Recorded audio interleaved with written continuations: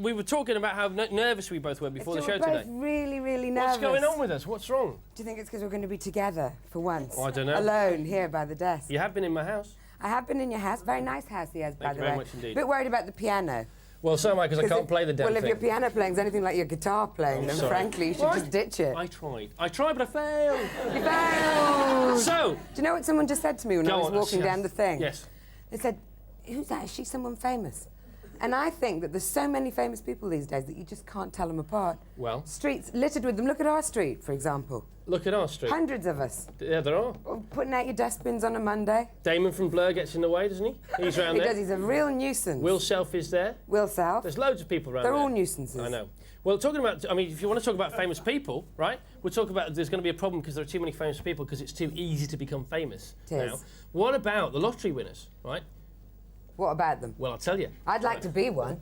OK, well, all right, fine, but can I get on with this? Oh, no, off you go, off you go. So there are about 2 brand new millionaires a week, they reckon. Really? Right, that's 100 a year. OK, now they all buy one of the big houses in the country. That's the first thing they do, isn't it? So there's going to be no big houses in the country left soon. It also means that you'll get less money for your house in the country when you sell it, won't you? No, because more. You'll get more. I've already sold it. Oh. No. Because you wanted to be near me all the time. Yeah. Right. Now, about your voice. Yeah. Right, because there's like L, the Body McPherson.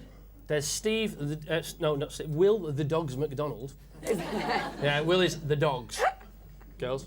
And there's Mariella, the Voice Frostrup. I want to be Mariella, the Body Frostrup. Well, I'm going to talk about your breasts in a minute. Okay. So we'll do that in a second. Fair enough, all right then. But where did the voice come from? What happened? What's wrong with my breasts? No, well, can we just do this one first? All right. Let's be correct. My voice, I don't know, my mum. My mum, but she can't watch because she doesn't get Channel 4. Well, I swear, it's true. Did it break?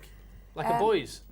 Maybe I was a boy. Well, I'm worried about it. Oh, no. I mean, I'm very pleased that you're worried about it. Thank you for your concern, but I've no idea, really. But it is very beautiful, your voice. Oh, thank you. It's lovely, isn't it? It's very, I like yours. It's very alluring, it's seductive, well, it earns you millions. A couple of quid. OK, a couple of quid. Yeah. But yours earns you millions, and it's not nearly as nice as mine. Isn't that strange? That is very strange. But I'm just the luckiest man in the world, so it doesn't matter. On the planet. So, are you worried about it going unhusky? Do you smoke loads of cigarettes to keep it husky? Do you No, I do smoke a bit too much, but not to keep it husky. No, I'm not really worried about it. It'd be quite nice because then people would talk to me about other things other than my voice, I suppose. Well, let's just do that right now. Oh, all right then. OK, let's talk about other parts of your body, about your breasts. You once wrote an article...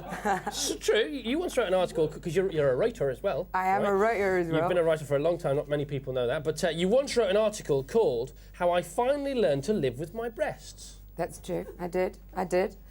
I went on a sort of voyage of discovery because this girlfriend of mine was editing this magazine. She said, and I kept moaning and moaning about my breasts the whole time. Why? What's wrong with them? Because I'd like, really nice big round ones with a cleavage in the middle and all, and not have to wear, scaffolding as a bra, just to get a vague sort of bump under my shirt. Is anybody familiar with this, girls? Anybody, girls? Probably not. No, it is. I'm sure it is.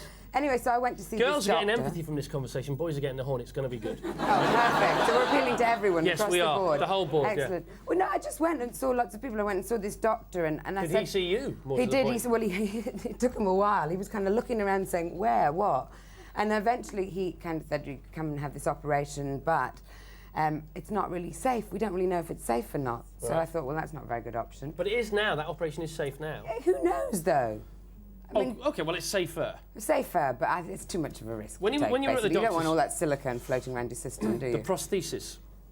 That's what we call it, isn't it? Is it called a prosthesis? Where's that nice floor manager who couldn't say Postlethwaite? Wait. Hey! No, he couldn't say Postlethwaite, could he? Oh, no, my secret's out. You know, when you're with the doctor, did he do that old joke where he said, well, OK, you have a problem with your breasts, but first I've got to weigh them, and he went, oh, you said OK, and he went, wait! Did he do that joke? No, he didn't. He wasn't a very funny doctor at all. Oh, OK. So, I actually met your boyfriend last night. Did you? I did. You know I did, because you told me. He's lovely, isn't he? I already knew, because I was the one that met him, but you told me, right? And he said to me, you've got to ask her about diving. I said, I'd be very pleased to. Now, I asked him to tell me exactly what he said. You're a big diver, aren't you? I'm a big diver. She's a big diver, everyone! What do you mean? Well, know, you put on a tank and you go down. No, don't you? tell us about it then. He says As you do. he says you've got to ask her about it. But I don't know, that's not my fault. He was absolutely plastered, and he told me that you were so drunk that you wouldn't remember meeting him. Unfortunately, he was wrong. Well, the first thing he did to me, let's talk about this. The first No, thing, I don't think we No, should. the first thing he said to me, he says, my girlfriend's Mariella Frostrup's on your programme tomorrow. I said, yes, I know. You had met him before, by the way. Yeah, but I did know. I mean, it's like he was telling me. I said, I know. Well, we had a he was meeting about it on drunk. Tuesday. We booked her. I said, yeah, she's on. I said, yes, I know. He's very excited because nice. this is his favourite show. It's very nice. Oh, good. I'm He is. glad you like He's him. an American. Your girlfriend's very nice as well. Thank you very much indeed. Now, I saw her earlier. Okay, your party that I was invited to, Yeah. that I It was didn't great. go to, but everybody was there. She knows everyone. And you didn't go because you were supposed to be interviewing Prince, and then you didn't interview him, and you still didn't turn up, and you only live like one street away. That's Bit churlish. Do you know why I didn't basically. turn up? You were scared. Yes, exactly. What of? All the famous people there. You thought Penny Smith would be there. That's why you were scared. Now let's leave Penny Smith out of this. Now, George Michael was there. He was? The Gallagher boys were there. Only one. Oh, is that all? Sorry. No, but he was vocal, so there might as well have been two of them. Okay, but you do know. Do you know Princess Di? No, do you? No, I've never met her, but I bet you've met her though. No, I was supposed to meet her, but I didn't. I left because there was all these people queuing. I hate queuing. Yeah, you don't queue to meet No, I anyone, hate do you? queuing, no. Apart from Hate Will the queuing. Dog's McDonald. I queue for a drink. All right. Now, And Will, of course. I'd queue to meet Will. let's talk about. You might as well talk about your new show. It starts on Sunday on Channel 5. It does. It's called Brunch. What do you think about the interference? Well, you know, a bit of interference, a new free channel. Right. I don't know what all the griping's about, really. Well, it's you know. on Sunday. Who's on your show? On Sunday, we've got Robbie Williams Yep. reciting one of his poems. Lovely. And Richard Wilson, Right. the grumpy one, but he's not really grumpy at all. Okay. And Brian Eno, the Okay. fabulous producer. Well, we must employ your guest booker then. Will you come on my show? Yes, I will. Will you? No, will you come on my show? Yes, I'll come on your show. He said yes, didn't he? Everyone Yeah. heard him. It's good. Okay. Okay, but I don't Thank mean you. a word of it. Okay. But thanks for coming on our show. Mariella Frostrup, everybody. Now the very welcome return of the people who live upstairs from a blinding new album. This album's supposed to be the best album in years from anybody. In It for the Money is the album. This is Richard III. The band are Supergrass.